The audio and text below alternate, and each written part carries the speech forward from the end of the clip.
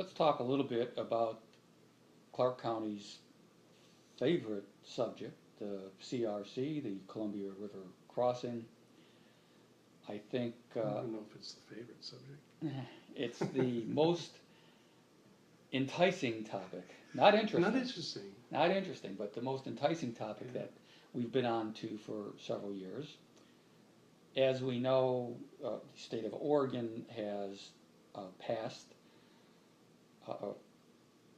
or has said that they have figured out a way to come up with their share.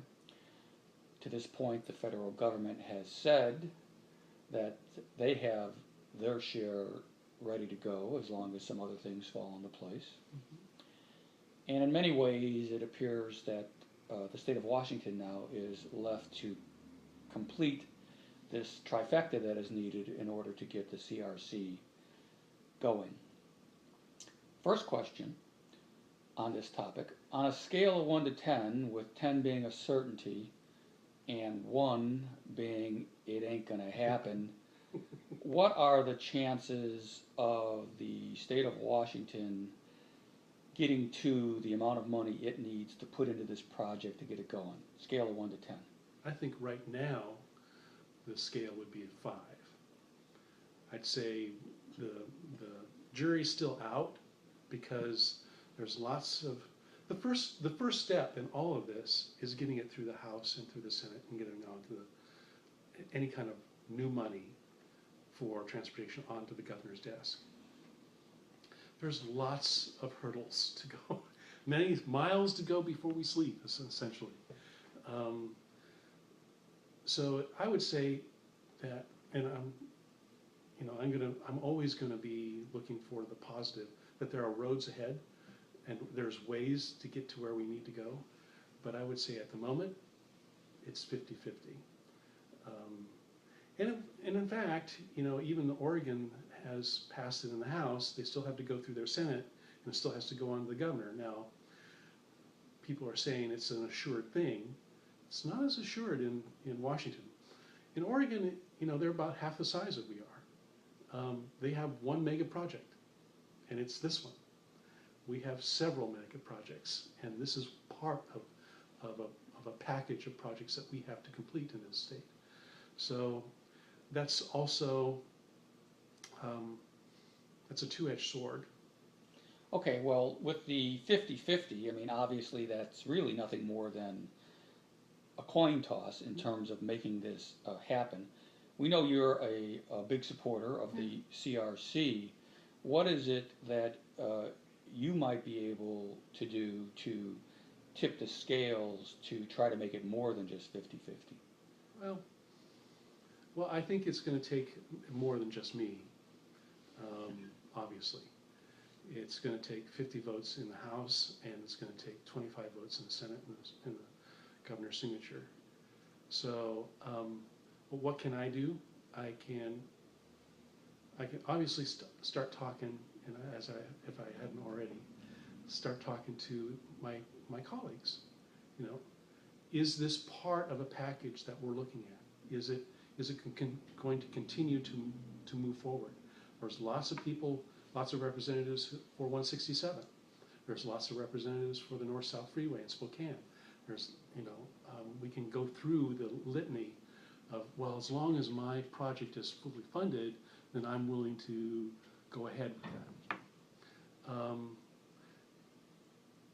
that. It's a process. I mean, I don't know another way to say it other than I think we have to get to a point where we're willing to take a look at new revenue and compromises and efficiencies, and then go forward with that. Speaking of a representative government and how sometimes you have to be in support of things that aren't necessarily more than the majority in favor of something, do you feel like the CRC project potentially falls in that category where your sense is that the way that this project is being presented today, that the majority of people are against it, but you still feel it's in the best interest of the community to support it? You know, I think that the majority of people are for it. I think even, well, I just had the auto dealers up in my office last week, and you can't really say that they're a liberal group. But even they recognize that we need a new bridge. Everyone who I talk to recognizes that we need a new bridge. It's the details of that bridge, whether it's going to have light rail or it's going to have bus rapid transit, if it's going to have tolls, or what's going to be the local public share. How are we going to fund it? What about cost overruns, et cetera, et cetera, et cetera? What about Oregon's choke point, you know, south of the river versus Washington's not choke point? But when we start taking a look at whether it's going to, whether people support it or not, I think the vast majority of the people of my district do support it. I don't think that they're on your blog or on your response on your Facebook page, but I think, and quite honestly, you know, I wouldn't be in this job if I thought that everything that I did was going to have unanimous approval. But I think the vast majority of people recognize, let's just build the bridge. It's been studied for 10 years. It's a compromise project between two states, between two cities, and the federal government and the U.S. Coast Guard. I mean, come on. There's only so much studying that we can do if we've had it looked at by expert review panels. What else do we need to do? Start over from the beginning?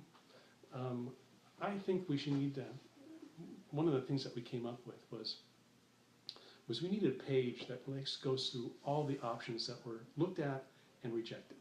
Because seemingly people are still coming up with this idea of a third bridge from 192nd. Even though that was looked at and Oregon said, no, we're not going to expand and build a new freeway, and neither are you, so that's off the table. I mean, there are other things that we need to look at. So, and replacing the I-5 bridge is, I think, is kind of universal. But do you think that if there was a scientific poll done about whether or not you support the CRC and the way it's being proposed today, do you think that that scientific poll would indicate that the majority of people in Clark County are in favor of this proposal? Of this particular proposal? Yes. Of Clark County? Yeah, of Clark County. I really don't know. I would suspect it'd probably come out 50-50. 50 probably would say, yeah, let's go ahead and build the bridge as the proposal is. I understand it. Another 50% will say, you know, no, it's going to result in higher taxes because I'm going to be paying tolls. Which is okay. Okay. It's probably the most conservative thing that I can think of. Okay. We know there's a lot of public contention about this project, and we know that it's also coming from some elected officials as well. Yeah. Do you think if the community was more together in terms of supporting this project, that number that you just gave, the 5 number, would go up, and if so, by how much? If the community was more supportive of the project. I mean, we know that there are dissenters in the community of the CRC. If the community was Okay. more behind this project, where there weren't as many dissenters, would that make the legislative decision easier? Would the number go up from a 50-50 chance that this thing's going to happen this year to a 6 or a 7, more likely to happen? How has the dissenting voices of this project impacted the decision by the legislature? You know, I think the dissenting voices have been impacting the decision all along the way. I mean, for the last 10 years, I think this mega project has probably had more public input than any other project considered in the state of Washington. There has been nearly 1,000 public meetings on both sides of the river. There has been thousands of public comments. There has been, I mean, There has been expert review panels. There has been the locally preferred alternative agreement unanimously by 6 independent agencies on both sides, governmental agencies, grant you, on both sides of the river, have said, yes, we're going to go forward with the plan that we've got. Is it the perfect plan? Is it the plan that everybody is like bought off on and says, yes, let's go do it? I don't think there is such a thing, and I don't think that it even was such a plan in 1917 when they built the first bridge. That everybody was saying, well, it needs to, at least have a trolley down the middle of it. So, and people were opposed to tolls. Well, tolls are going to clamp down on economic development. Yeah. Well, all right. But look what's happened.